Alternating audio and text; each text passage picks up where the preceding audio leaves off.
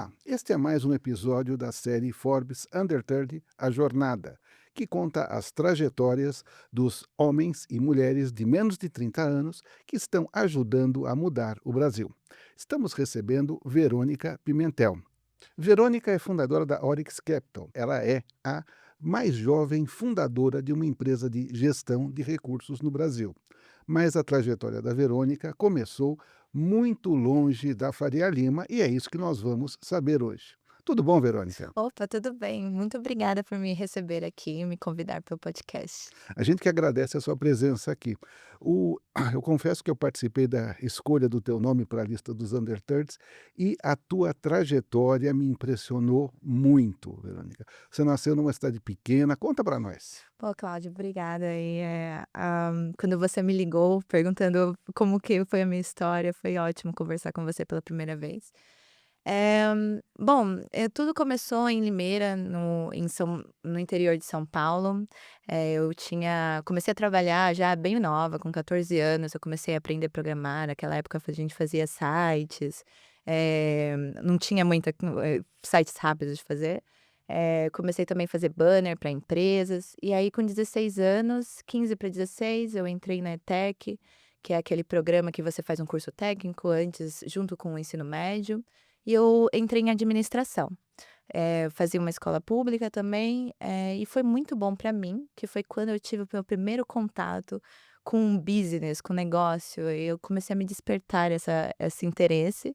Eles têm um projeto bem interessante que é montar um projeto que cria um certo capital, que ajude as outras pessoas, e eu decidi com as minhas amigas, 2 mais amigas, Uhum. abrir a nossa primeira empresa. Isso em Limeira, Em Limeira, quando eu tinha 16 16 anos. anos, 15 para 16 anos, foi Hoje você está com? agora eu tô com 29, Tá, quase nos 30. tá certo. E, bom, tudo começou lá em Limeira e a gente pensou nós 3: "Ah, o que que dá dinheiro? O que é fácil?". E a gente pensou: "Não, tem coisa mais fácil que vender doce para criança". Começou com uma ideia simples: "Vamos fazer aquele brigadeiro com coisa dentro, com morango dentro". Quando a gente viu, já estava grande o negócio, a gente conseguiu vender para toda a escola.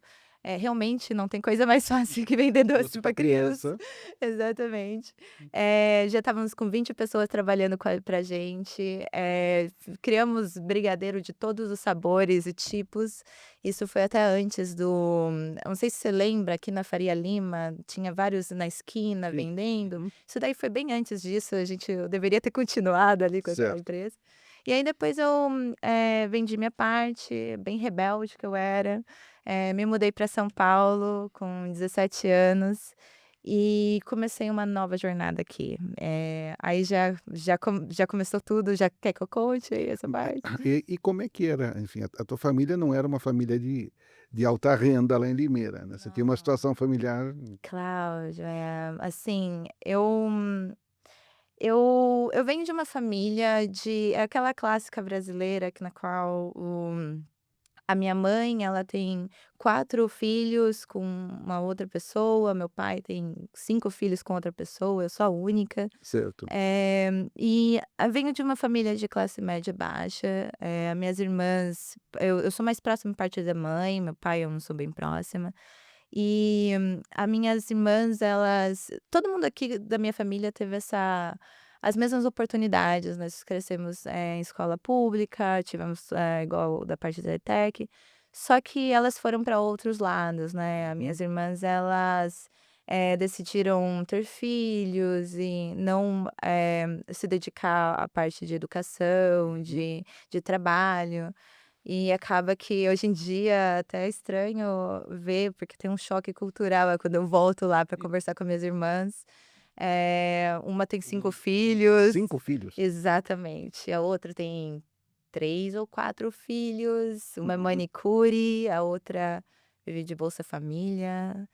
Eh, e assim, a minha f eu Você não pode reclamar por falta de sobrinho, né? nossa, não posso. Minha mãe fala: "Olha, Verônica, você tá quase uns 30 anos, você pretende ter filhos?" Eu falo assim: "Não, tenho vários sobrinhos, tá tudo certo". Ainda tem tempo. Ainda tem tempo, com certeza. Estou em outra fase na minha vida no momento. Mas aí, então, você veio para São Paulo com 17 anos, né, e Uhum. você você trabalhou com várias coisas, né? Então, né, porque eu não tinha meus pais não tinham condições financeiras Uhum. me bancar mesmo, me ajudar, me dar pagar o aluguel com comida, eles não podiam fazer isso. Então, quando eu me mudei, eu foi assim: "Olha, eu consigo, mas, não funciona bem assim, a vida não é um conto de fadas". Uhum. Eu precisava pagar meu aluguel, eu decidi adotar 3 gatinhos, que eu estava me sentindo muito sozinha. Uhum. Então eu tinha que alimentar os meus 3 gatinhos e pagar o meu aluguel. Então foi quando eu comecei a trabalhar com várias coisas, eu dei aula de Pole dance. pole dance, é. Quando eu tinha 14 anos eu comecei, é um hobby que hoje eu tenho uma paixão é pole dance fitness, ok? Certo. Não é Sim, não. então quando eu tinha 17 anos para 18, foi aula de pole dance, entrei numa seguradora de carros também, então, nossa, eu fiz o que pude aqui, me desdobrei em vários trabalhos para conseguir pagar minhas contas, e isso foi uma fase bem difícil para mim, foi uma fase na qual eu recebia menos salário mínimo, eu tinha não é falando ruim, assim, porque na realidade eu aprendi a gostar disso daí, eu juro pra você que hoje em dia eu comeria isso, Uhum. mas, eu gostava bastante de fazer arroz com ketchup e era isso que eu comi por um Certo. bom período ali, quando não tinha VR, não tinha essas coisas. Mas aí isso antes da faculdade. Isso antes da faculdade eu E aí você prestou vestibular e você entrou em economia, foi isso? sim, foi isso. Eh, quando eu fiz 18 anos, eu peguei e pensei: "Bom, agora, eu preciso realmente decidir o que eu quero estudar, o que eu quero fazer", eu tinha planos grandes para mim e eu sabia que a maneira para eu conseguir alcançar alguma coisa na minha vida seria através de estudos, porque eu não poderia contar com os meus pais. Uhum. Então eu decidi economia por conta da que eu percebi que eu gostava muito de números, quando eu estudei administração era meu ponto forte, Uhum. e aí eu falei: "Poxa, economia talvez seja o certo para mim". Escolhi o Mackenzie, eles me escolheram também, porque eles me deram uma bolsa, Tá. eh, e eu consegui começar minha carreira já a partir daí. No primeiro ano da faculdade, já comecei a trabalhar no mercado financeiro, foi uma boa oportunidade para mim. E você começou no mercado onde e fazendo o quê, Verônica? Olha, eu comecei, assim, é full circle na minha vida. Eu comecei com wealth management, cuidando eh, Fortuna. de Gestão de fortuna, fortuna. gestão de fortunas de famílias de alta renda, e era na Kratos, uma gestora, ainda tem, eu acredito que ela ainda existe.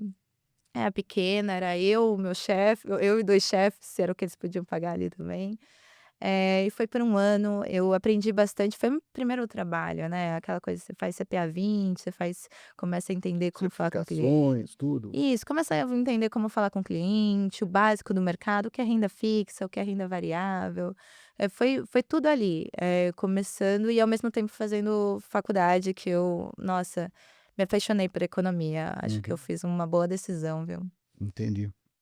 E quer dizer, você ficou um tempo na Kratos, Uhum. aí depois de um ano você foi para Mirai, é isso? Isso, Uma empresa internacional, de capital exatamente. coreano, mercado global, Com e aí os você coreanos. descobriu que o mundo era muito maior do que o Brasil, né? Nossa, sim, foi um pouquinho antes que eu percebi isso. Quando eu estava na Kratos ainda, eu estava numa aula, na faculdade, os professores perguntaram: "Quem aqui fala inglês?". E 99% das pessoas na minha sala levantaram a mão. E eu percebi E você eu não que eu levantou. não sabia isso, porque, claro, eu vim de uma família humilde, do interior de São Paulo, eu não tive essa oportunidade, ninguém da minha família saiu do país, tinha saído do país ou falava inglês, ninguém sabia disso. Então eu percebi ali, foi um choque naquela aula, lembro até hoje. E aí eu decidi começar a aprender inglês, e foi Uhum. quando o mundo se abriu para mim, porque, a educação, a informação do mundo não está em português, está em inglês. Então quando eu aprendi, foi muito bom até que eu tenho YouTube, professores online que, não precisei gastar com isso, tem muito conteúdo disponível na internet de graça aí para aprender inglês. Quer dizer, você aprendeu inglês com base de Olha, internet de foi maneira gratuita. era gratuito, tem um professor chamado Mairo Vergara, faço questão de falar o nome dele, que eu ainda tenho que mandar um pix para esse esse professor, o método dele me ajudou muito, era basicamente você ficava ouvindo por, eh, nossa, eu acho que mais de 20 vezes no seu dia, 40 vezes no seu dia o mesmo áudio, 2 minutos o mesmo áudio.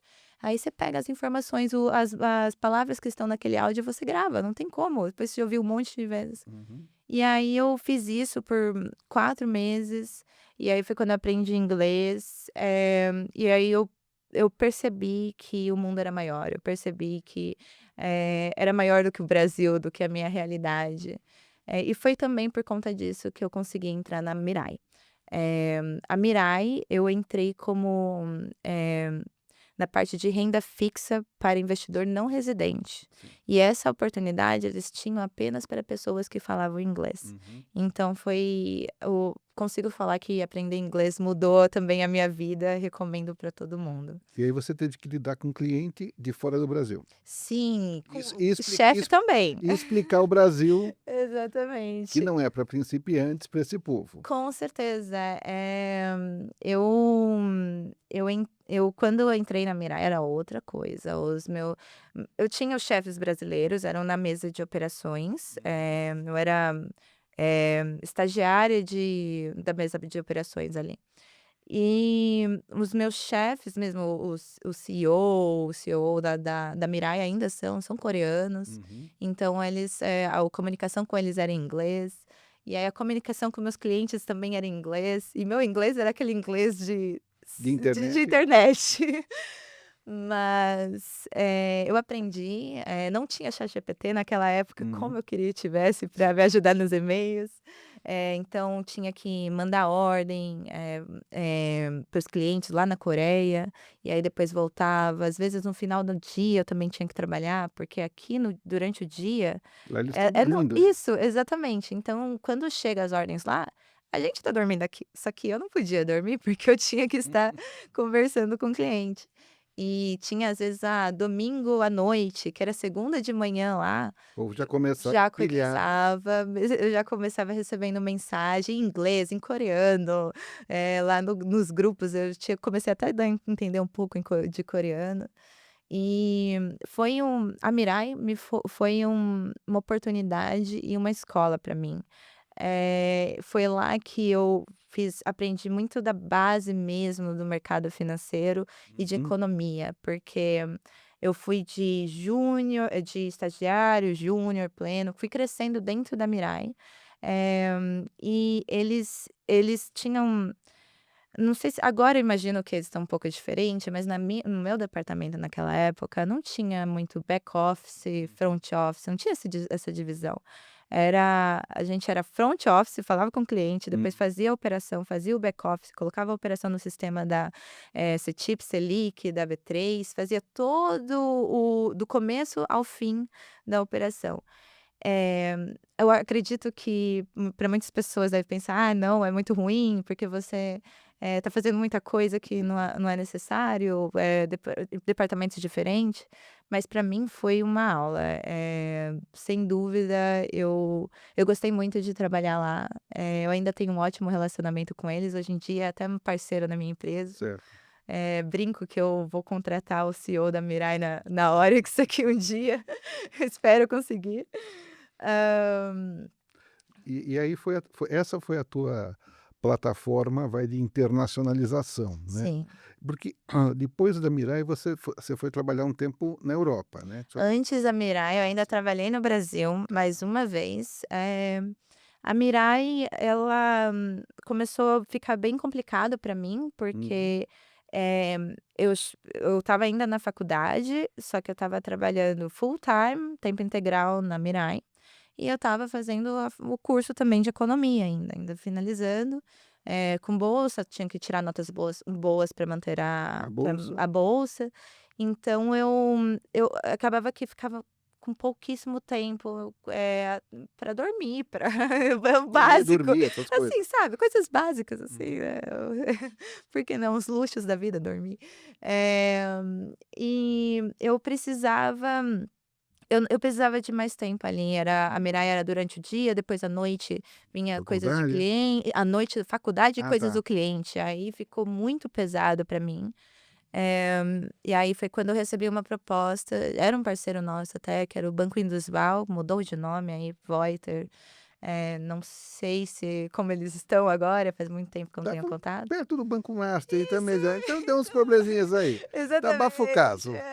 então eu não sei como eles estão agora, fazem anos que eu não Sim, tenho contato com eles. isso, é bom deixar isso claro. Isso, É. exatamente, na realidade todo mundo que eu trabalhava lá, no Banco Indusval já alterou, já tá todo mundo em outra Sim. casa, Uhum. mudaram os donos várias vezes Uhum. desde então. Eh, mas aí eu entrei no Indusval, mas foi uma passagem muito rápida, foi o final da faculdade, foi quando começou também a pandemia, comecei a trabalhar online. E como é que você foi pra fora? Como é que apareceu? Então, tudo começou que eu estava veio a pandemia. Tinha acabado a faculdade, eu estava acabando, acredito que já tinha acabado, porque a pandemia mesmo no Brasil foi no começo do ano. De 20, 2019, 20, comecei né. em 2020. Isso. Eh, eu comecei a trabalhar home office, aos computadores, e na época eu tinha um namorado, Hum. e o namorado ele não gostava do Brasil, eu conheci ele aqui no Brasil, mas ele não gostava do Brasil. E aí ele me chamou, Ele não era brasileiro. não era brasileiro, também trabalha no mercado financeiro, conheci ele aqui, aqui também em São Paulo trabalhando, e ele não queria vir para o Brasil na época da Ficar por aqui. pandemia, ele Ah, estava sim, claro. preocupado, ele falou assim: "Eu que não vou ficar preso aí". E aí ele foi para Miami e falou assim: "Verônica, vem aqui me encontrar por 15 dias, e depois você volta". Eu falei: "Tá bom, vou". Peguei uma mala de 15 dias, deixei meus gatinhos com a minha irmã e, fui, porque eu podia trabalhar home office, né. Uhum. Cheguei lá nos Estados Unidos, o mundo fechou, E de e repente não tem avião de volta. de repente não tem avião de volta, eu tinha acabado de começar aquele relacionamento, então eu estava presa ali com a pessoa que eu tinha acabado de começar, Na casa eh, dele, na casa um Airbnb na realidade nosso. Mas assim, eu foi um susto, um baque de muitas novidades ali. Eu peguei e eu não sei nadar, mas eu comecei a aprender a nadar para ver se eu voltava para o Brasil, assim. Eh, e aí passei 6 meses nos Estados Unidos, e foi nossa, aí foi uma aí eu aprendi inglês de verdade. Eu tinha um namorado que só falava inglês, eu estava você lá trabalhava aonde nesse momento? no No Indusval, Duval no ainda? Indusval. Eu Tá, estava lá trabalhando home office. certo. Mas nesse período, teve uma alteração de gestão dentro do banco e Uhum. os meus chefes, foram convidados a se retirar, mudou Sim. tudo ali, na realidade, toda a administração do banco. E e as pessoas que eu tinha me conectado no trabalho já não eram as mesmas. Eh, eu me mudei depois dali, na realidade, a pessoa que eu namorava, ele morava em Londres, Uhum. ele estava em Miami só porque ele que Ficou preso preferia, em Miami. né, ficou preso, a gente ficou preso em Miami, na verdade, num lugar ruim pra ficar preso, Sim. sabe. Uhum. Eh, e aí ele foi pra Londres e falou assim: "Verônica, vem comigo". Aí eu falei: "Ai, meu trabalho, minha vida, meus gatos estão no Brasil". Aí ele falou: "Não, mas vem aqui". Aí eu fui pra Londres. Outro mundo, pensa uma pessoa do interior que nunca tinha viajado para fora do estado, de repente eu estava viajando para fora do país. Porque Miami tem bastante latino, tem muito Tem brasileiro, meio que, né, é mais próximo da nossa cultura. Londres é bem diferente. Outra coisa, eu mal consegui entender o inglês deles, Uhum. eu demorei ali para aprender. Mas só que eu estava lá e eu comecei a perceber a importância de realmente começar a focar também na parte financeira porque eu estava trabalhando estando lá em Londres, né, só que eu estava trabalhando no Brasil, então eu Ganhando em estava ganhando real. em reais. E aí o meu salário já não valia muito E ali. Londres não é exatamente um lugar baratinho, né. Não, imagina, eu só conseguia comprar 2 cafés com o meu com o meu salário ali. Então era horários diferentes, mas isso daí não era o problema principal, mas era também, horários diferentes, as pessoas que eu gostava, que eu trabalhava no banco saíram, mudou tudo lá. Eh, e a parte financeira, aí eu peguei e comecei a mandar currículo lá em Londres, Uhum. eh, procurando ver se eu conseguia uma oportunidade, mas com zero expectativas, porque não é simples. É uma pessoa que tem toda a educação e background de faculdade, de trabalho, tudo num país, e tentar conseguir trabalho em outro país, assim, do nada. Não foi tão fácil assim. Mas eu consegui. Teve Aonde você foi trabalhar? na ITI Capital. Uhum. Ela é uma prime broker que eles chamam, é uma corretora de alta renda, por assim dizer. Eh, lá em E você fazia o quê nessa corretora? Então, essa corretora me chamou para montar um braço deles digital assets. Eu era VP de Sales and Trading, então eu entrei com um cargo até que muito bom. Eu até zoava, VP é Verônica Pimentel, é um ótimo cargo para mim. Eh, Isso nossa, mandando currículo, né. não, e isso foi mandando currículo, perguntando, contato de contatos, aquela coisa assim, revirando o mercado, tentando. Porque muitas vezes as pessoas tendem a achar: "Não, mas eu preciso conhecer alguém, eu preciso ter uma indicação, eu preciso ter", não, você Não, conseguiu isso você sozinha mandando consegue, currículo. consegue, mas não é simples. Eu Uhum. gastei meses fazendo isso e eu eu eu não foi, eu fiz uma entrevista e passei, entrei, foi isso. Passei alguns meses ali No tentando, processo de seleção, aquela coisa. no processo, explicando a minha situação, porque eles tinham que entrar com visto de residência para mim Uhum. lá, de skilled worker que a gente fala. E esse visto é caro, é bem complicado de tirar, é uma residência diferente. Então eles tiveram mesmo que confiar em mim, acreditar no meu trabalho. Eles tiveram que abrir a mesma vaga lá para ver se tinha alguém do mesmo potencial, Uhum. se eles achavam outra pessoa lá ou se estava tudo bem eu. Passei. Nem eu acreditei. Eu lembro que nesse processo eu voltei uma vez para o Brasil, e quando eu voltei eu estava em Limeira e foi a primeira vez que eu percebi: "Nossa, olha onde eu cheguei, como assim?". E aí eu lembro de chorar, então, assim, pouquíssimas vezes na minha vida, eu chorei de felicidade, Uhum. e essa vez já foi um marco, assim, eu falei: "Nossa, eu conquistei o mundo, eu tenho um trabalho fora".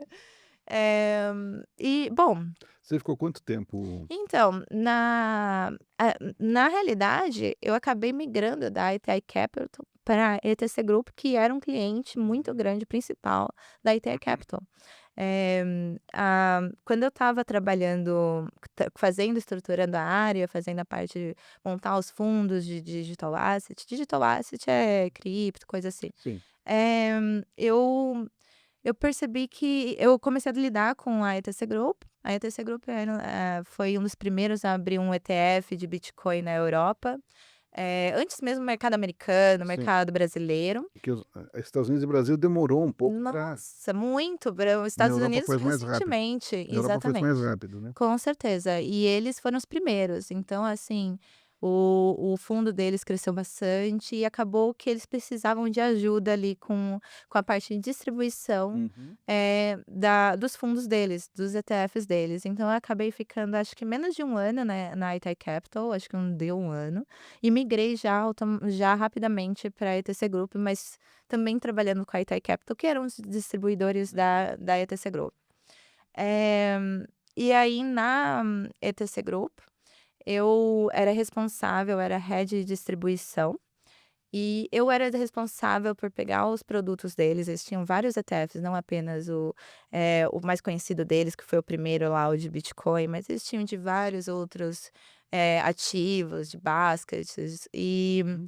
eu pegava o produto que estava listava, por exemplo, primeiro lá na bolsa da Alemanha, aí depois, em Frankfurt, depois eu listava em Londres, depois listava na Suíça, Itália, ia fazendo esse cross listing dos produtos no mercado europeu. Uhum. E também eu lidava com os distribuidores locais, mídia local, parceiros locais para garantir a distribuição ativa do produto, que aliás é uma maneira a distribuição de ETF no mercado americano e mercado europeu é diferente da distribuição no mercado brasileiro, mas vamos entrar lá, acredito que Porque mais para frente.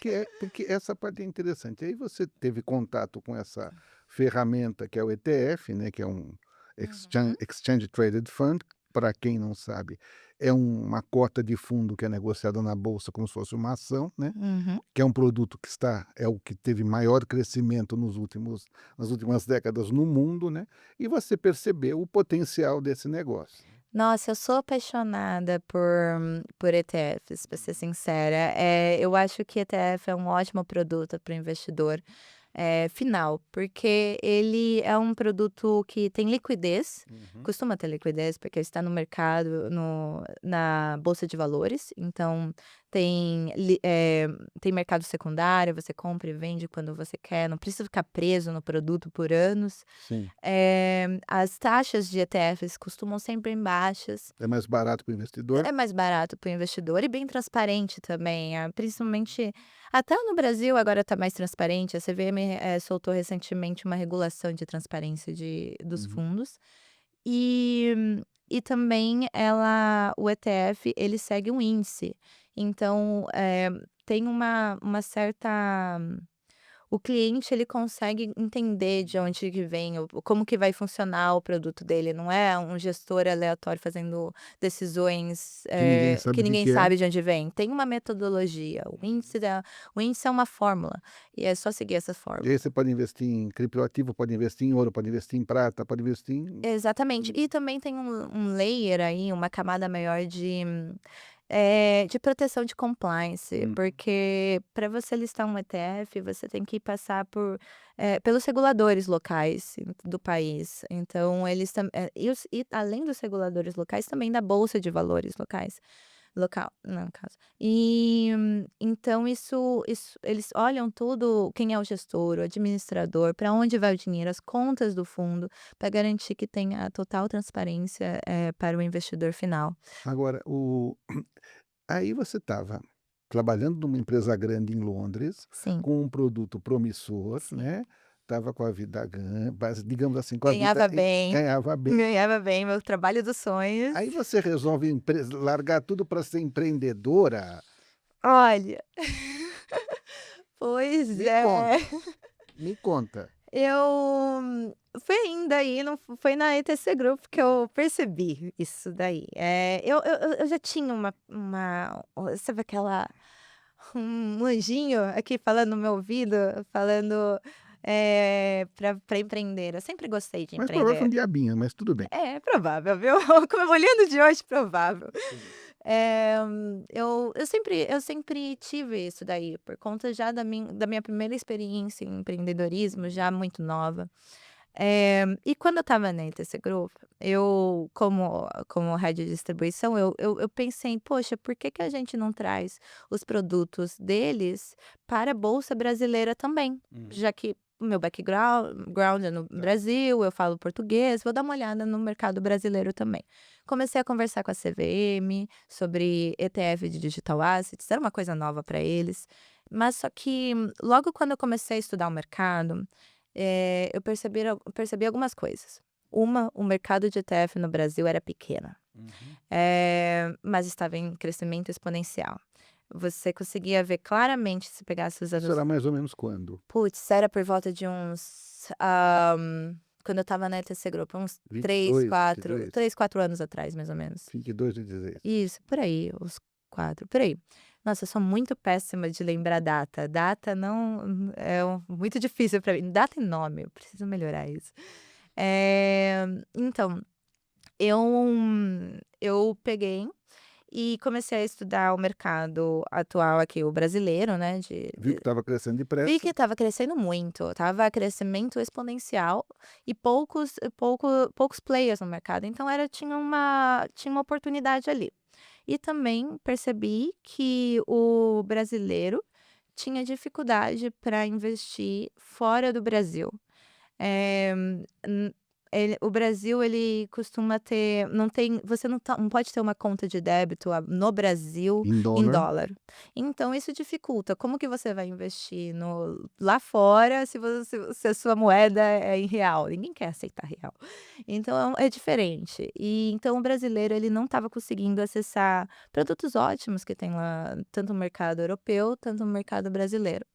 E já tinha um player também aqui no mercado brasileiro que estava em conversa com a CVM, pra listar um ETF de cripto. Na época, a Hashdex, eu não sei se eles Uhum. ainda estão aí, mas faz muito tempo. Eles estavam já estudando eles estavam estudando esse mercado, eles já estavam indo, já estava na hora que a gente chegou, eles já estavam um pouco mais na frente. E o mercado, por mais, que seja um mercado interessante, assim, Brasil até em desenvolvimento, É pequeno, é muito pequeno, não dava para 2 players, trazer praticamente fazendo a mesma a coisa. mesma coisa, não tinha espaço.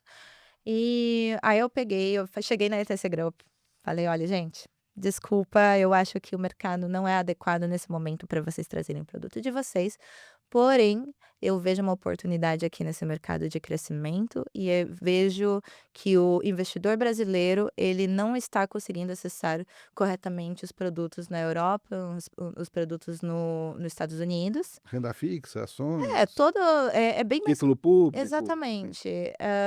E também, o brasileiro, ele está muito acostumado a investir em fundos não listados, ou os Uhum. mutual funds, que a gente chama. E o fundo não listado, ó, tem taxa de 2%, É tem muito caro. performance 20%, prende o capital por 40 90 dias. dias, até mais, tem os títulos aqui são longos e o investidor paga tanto, um ETF ele costuma ser bem transparente É mais e mais barato. barato para o cliente, principalmente o brasileiro, né. Uhum. Então, eu cheguei na ETC Group, contei isso daí, eles ficaram impressionados, e eles me ajudaram, eu peguei e falei assim: "Olha gente, foi uma decisão muito difícil, mas eu sinto que eu preciso seguir essa oportunidade". Uhum. Decidi sair da ETC Group. Eh, eu ainda hoje eu sou muito grata pela decisão que eu tomei.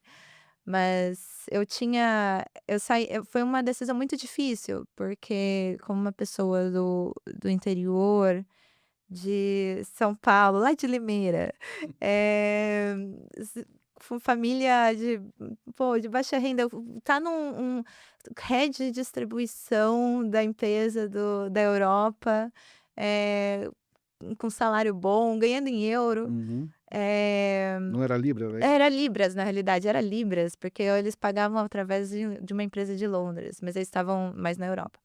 E então, assim, para mim foi muito difícil. Foi um momento eu pensei: "Olha, eu sou nova, eu vou arriscar, eu tenho tempo para arriscar e eu preciso fazer isso, porque se eu não fizer, depois eu vou ficar pensando na minha cabeça: "E se eu Porque eu não tivesse fiz. feito? Uhum. E se eu tivesse feito?". Mas nesse meio tempo você foi para Harvard, né? Então, aí foi quando eu peguei e pensei: "Tá, vou fazer isso, mas eu não vou fazer também sem estudar, sem ter a própria base". Eu não fui impulsiva, porque eu entendo que, assim, eu posso ter uma visão positiva da Hum. situação, mas existem vários outros lados negativos, é importante fazer plano A, B, C e tentar se precaver ao máximo e estar preparado ao máximo perante as situações. Então eu saí da ETC Group, decidi ir para Harvard, conversei com o pessoal da ETC Group, expliquei a ideia, eles me apoiaram, me auxiliaram a entrar em Harvard, na realidade, porque as pessoas da ETC Group, eles já tinham ido para Harvard, foram eles que deram a ideia, tinha um ótimo relacionamento com eles. também, assim, eu sou muito grata pelas empresas que que eu cheguei me ajudaram a chegar até aqui. Uhum. Eu todos eles me ensinaram um ponto diferente, me impulsionaram para chegar até onde eu estou. Bom, eu entrei em Harvard, fiquei toda feliz, Uhum. foi difícil. Entrei na Harvard Business School, fazer minha educação executiva, mandei mensagem no grupo da família: "Gente, passei em Harvard, uhul, tô muito feliz". Ninguém sabia o que era Ah, Harvard. tá. Ninguém sabia. Eu fiquei assim: "Mas o que é Harvard?". Aí já veio piadinha: "Harvard é pra comer? O que o que você faz com isso?". Eh, e eu fiquei: "Nossa, gente, como vocês não sabem o que é Harvard? Eu tô tão feliz".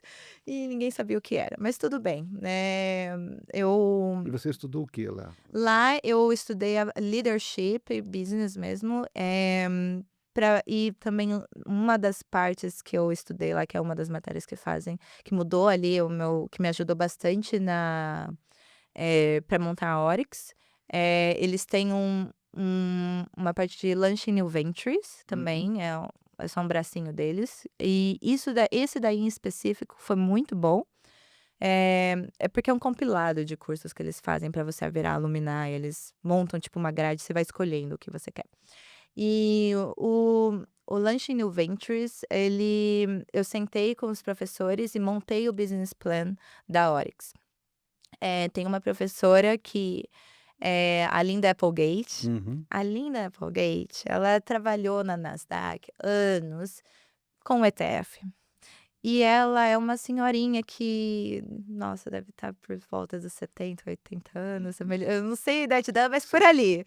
E todos Não os pensa em se aposentar? não pensa em se aposentar, e Uhum. todo mundo que passou pela Harvard Business School e montou um business plan passou por ela. Sei. Então, assim, é uma senhora com muito conhecimento. É a tia do Eh plano de negócio. isso, exatamente. Nossa, sentar com ela e falar: "Olha, tô com um plano pensando nisso, nisso, nisso", ela já fala para você pensar em outros 20 pontos, ideias, como, contatos, "Ah, preciso de X valor, olha, eu tenho esse contato, esse, será que talvez seja interessante para você, talvez goste, essa pessoa gosta disso daqui". Ela ajuda bastante, é, assim, mentora, master aí a Linda Applegate, espero que ela esteja ainda lá. E, bom, montei tudo da Oryx, fiz vários estudos de mercado, do o mercado de ETF brasileiro, o mercado de ETF americano. Eu vi que o mercado, brasileiro tende a seguir o mercado americano, E no eh, europeu? e o europeu também. É que o europeu o Brasil é também bem desenvolvido, o mercado de ETF, até às vezes mais desenvolvido. Aí em alguns pontos do que o mercado americano, tem umas regras diferentes, tem ETP, eles conseguem fazer Uhum. outros tipos de produtos lá. Mas só que o mercado brasileiro sempre costuma seguir mesmo o mercado americano, é o nosso tá aqui no acho que Uhum. nas Américas, acho que a gente costuma pegar bastante aí, roubar ideias dos americanos, trazer ideias novas também. Então, eu percebi que, assim, todas as vezes que algo está crescendo nos Estados Unidos, demora uns anos, mas cresce no Brasil também. E o mercado de ETF bateu recentemente o mercado de mutual funds nos Estados Unidos, em tamanho de PL, que fala Fazer Asset Under manejo. Uhum. Management, assim. Então, eu percebi, poxa, o mercado brasileiro Tem tá espaço aí. espaço, tá crescendo exponencialmente, por mais que tenha meia dúzia de players, tá crescendo exponencialmente.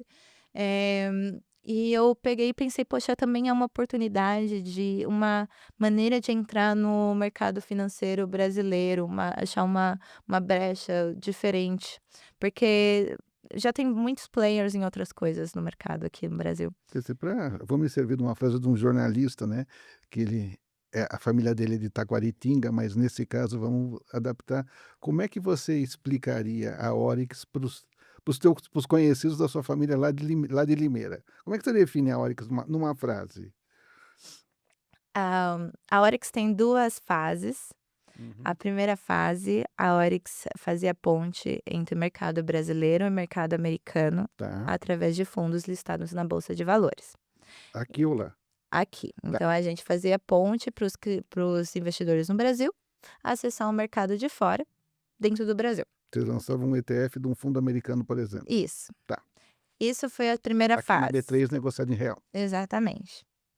Aí agora na segunda fase que nós estamos ajudando os brasileiros a alcançar o objetivo de liberdade financeira. Então aí eu já entro nessa parte, mas ainda, pra fazer a Oryx não foi tão assim, tão Claro, simples. né. Eh, Requer capital.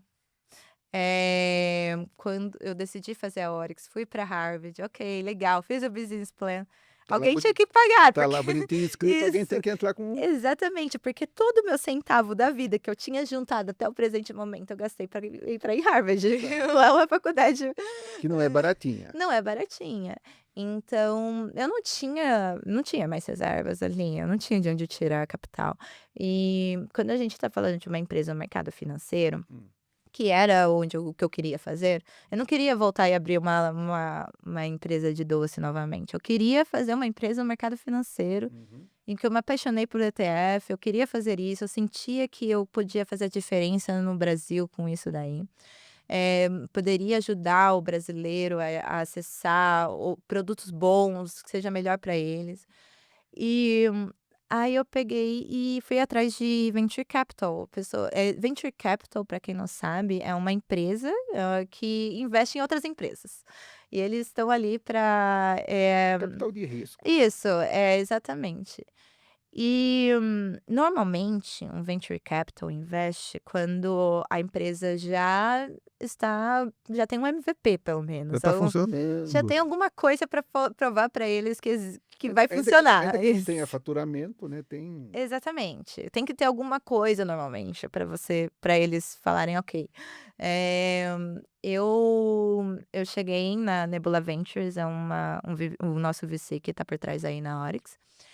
E eu lembro na reunião com eles, eu não tinha nada disso. Eu tinha um business plan. O business plan nada mais é que um PowerPoint e um Excel.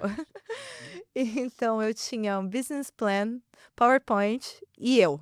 Não tinha outra pessoa, não tinha um co-founder, não tinha, era eu e o meu anjinho aqui falando: "Verônica, você Não tem um consegue". gringo do Vale do Silício dizendo: Não "Olha". tinha um gringo do Vale do Silício do meu lado ali, e, mas o lado bom é porque é o que eu falei mesmo, é importante pensar na educação. Eu decidi ir pra Harvard estrategicamente, eu sabia que ali eu ia aprender e eu sabia que ali eu ia ter network. Uhum. Então eu fui através da linha de network da Harvard. Eh, então eu cheguei no VC e falei: "Olha, eu tenho uma ideia, mercado brasileiro, eu acredito que esse mercado tem potencial". Mostrei os números, mostrei que eu acreditava que a empresa, que a Oryx poderia fazer a diferença no mercado. Eh, fiz o que pude, fiquei 4 meses em negociação, chorando muito, pensando: "O que que eu fiz com a minha vida?". Foi Eu estava assim, tão bem eu longe, estava né. tão bem em Londres, foi a época que eu precisei começar a fazer terapia, comecei a perder cabelo, no meio do caminho aí, nossa, eu passei tanto estresse, eh pensando o que que eu fiz isso? Será que eu fiz certo? Empreendendo, às vezes, não é para todo mundo. Eu pensava Onde eu assim. estava com a cabeça. Onde eu estava com a cabeça, saindo do certo, do que era certo para o que não nem existe. Nem sabia se ia dar certo ou não a Oryx. Eu tinha um sonho, era eu e um sonho, era a Verônica e o sonho dela. E, bom, o VC falou assim: "Ok, seguinte". Ele abraçou meu sonho, Uhum. ele acreditou no meu potencial, eh, mas não assim, tipo, jogou o dinheiro na mesa e falou: "Boa sorte". Não, ele deu uma pequena parte, eu acho que foi, sei lá, 100.000, Dólares, não, reais primeiro, R$ 100.000. só para tirar a licença. Foi assim, ele falou: "Olha, você tira a licença de distribuição. Não, aliás, acho que foi $100.000 mesmo, Uhum. agora pensando aqui direito. Você tira a licença de gestão, aliás, com os reguladores. Se você puder operar, se a empresa realmente você conseguir colocar de pé uma empresa, começar só colocar o básico, tirar a licença, aí você recebe o resto do capital para realmente fazer a empresa acontecer. Tirar a licença, que eu falo, conseguir, você chega na CVM e na Anbima, e você solicita a licença de gestão de ativos. Só que não é só você entrar no site deles e mandar: "Oi, quero ser um gestor de ativos". Tem Tem processo, um tem entrevista, processo, tem análise, tem tem um auditoria. tem uma lista de coisas, Quanto tempo demorou isso daí? demorou 1 ano, e isso em tempo recorde. Os advogados falaram assim: "Olha, vocês conseguiram".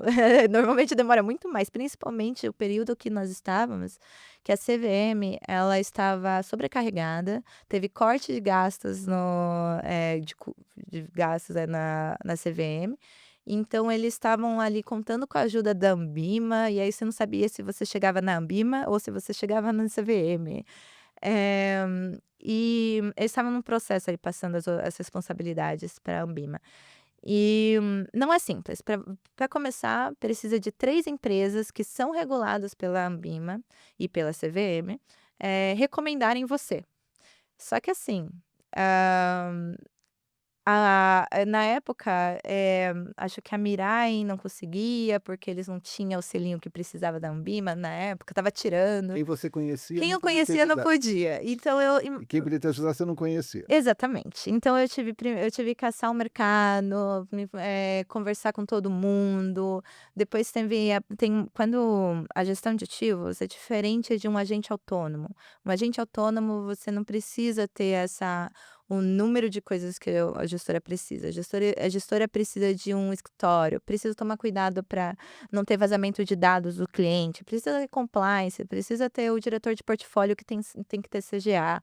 Nossa, precisa ter a parte de gravações de áudio, vídeo, tudo, no computador, e tem uma lista. Tem que ter telefone quando ninguém mais usa o Tem o telefone. telefone. Nossa, você me lembrou disso. Eu recebi umas 50 páginas de coisas que tinha que ter. E eu lembro quando eu vi telefone, eu fiquei: "Mas espera aí, o que eu vou fazer com o telefone?".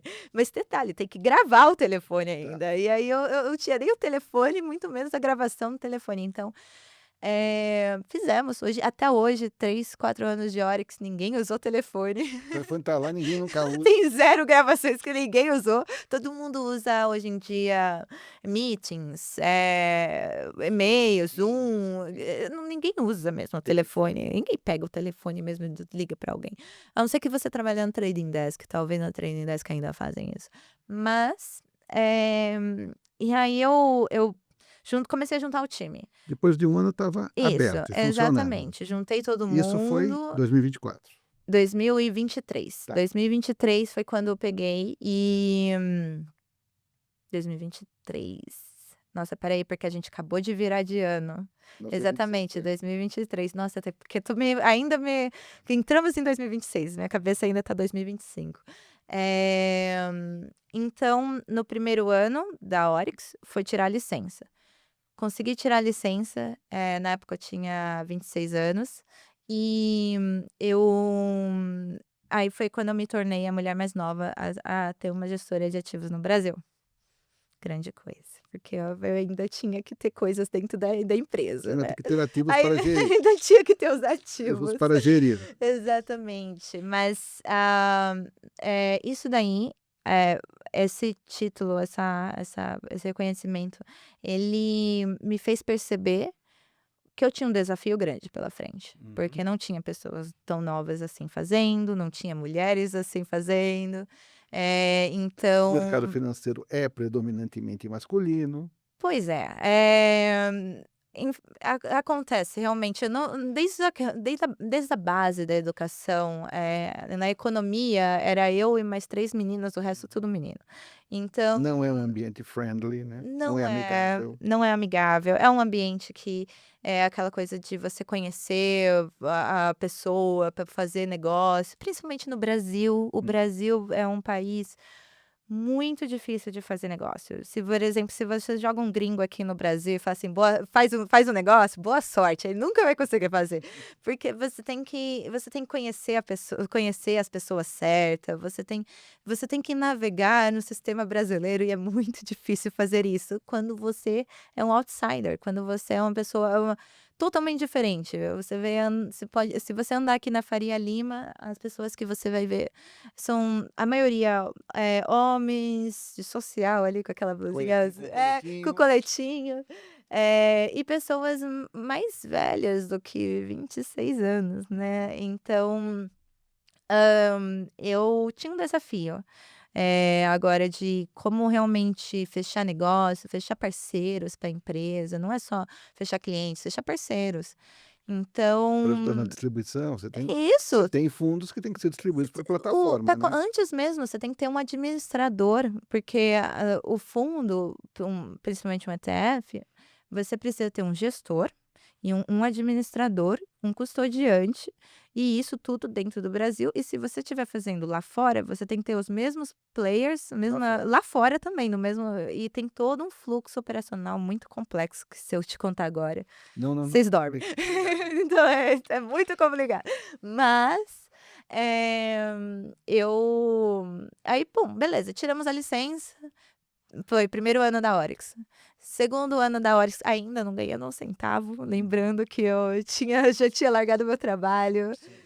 Eh, Segundo ano da Oryx foi quando a gente foi listar o nosso ETF. O mercado mudou desde quando eu tinha feito o O business plan. sim.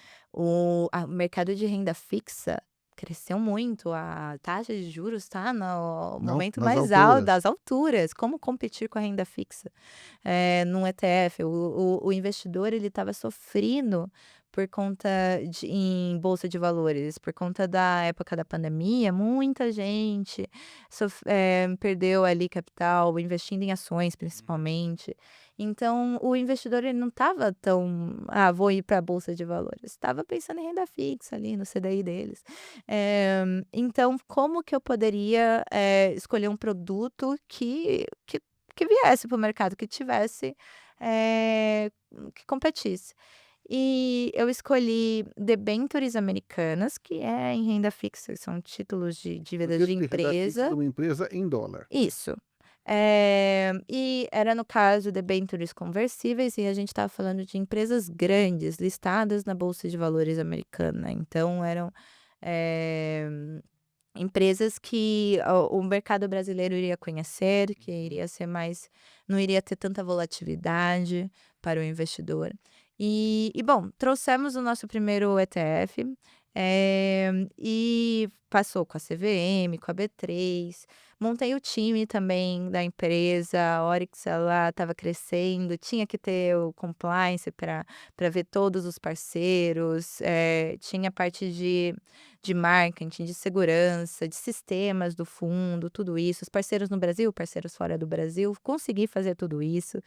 Eh, não foi fácil, porque realmente eu tive um atrito de começo de ser a outsider, de uma pessoa de totalmente que era diferente do perfil, no mercado brasileiro, no mercado financeiro, né.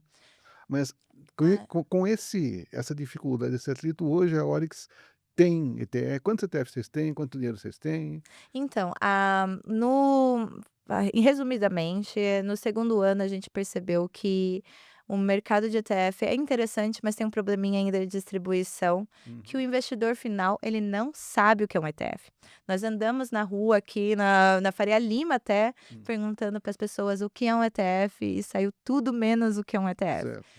E aí a gente percebeu: "Nossa, não adianta apenas trazer o melhor fundo do mundo aqui para o mercado, se o investidor não sabe o que é". Então nós decidimos, mudar um pouquinho a estratégia da Oryx e atingir o cliente final primeiro, auxiliar ele com montar a carteira de investimento dele, explicar para ele a importância de ETF, o que a diferença entre um ETF e um fundo não listado. Então a gente decidiu, não apenas contar com os distribuidores locais, mas realmente chegar no cliente final. E Uhum. para isso, e aí entra um terceiro e último ano aí da Oryx, que foi o ano passado, eh, a gente precisou estruturar toda a empresa para começar a atender carteira administrada, fazer o wealth da pessoa, ajudar todo o Gerir o dinheiro patrimônio. mesmo. Exatamente, a gente faz Não só vender uma coisa, mas gerir o patrimônio total da pessoa. exatamente. E aí quando Que era o que você fazia no seu primeiro emprego. sim, full circle na minha vida. Uhum. E eu peguei e comecei eu percebi que não adiantava, não era só quando a gente está olhando para a riqueza de uma pessoa, por exemplo, eu estou olhando aí para a sua riqueza, Hum. você não precisa apenas de um ETF específico, você precisa de todo um serviço, uma gama de produtos, precisa fazer uma diversificação do seu portfólio, precisa, proteger o seu capital, quando coloca, ativos em outros países, tem uma engenharia financeira para realmente poder te dar um melhor serviço. Então foi quando a Oryx mudou um pouco e a gente aumentou praticamente. A gente, Certo. saiu apenas dos produtos próprios para focar em atender o cliente final diretamente, e sendo o braço financeiro do cliente. Então eu quero que o meu cliente, ele possa, fechar os olhos, focar no trabalho dele, no dia a dia, na carreira dele, e a Oryx vai estar aqui olhando e cuidando da toda a vida financeira e patrimônio do cliente.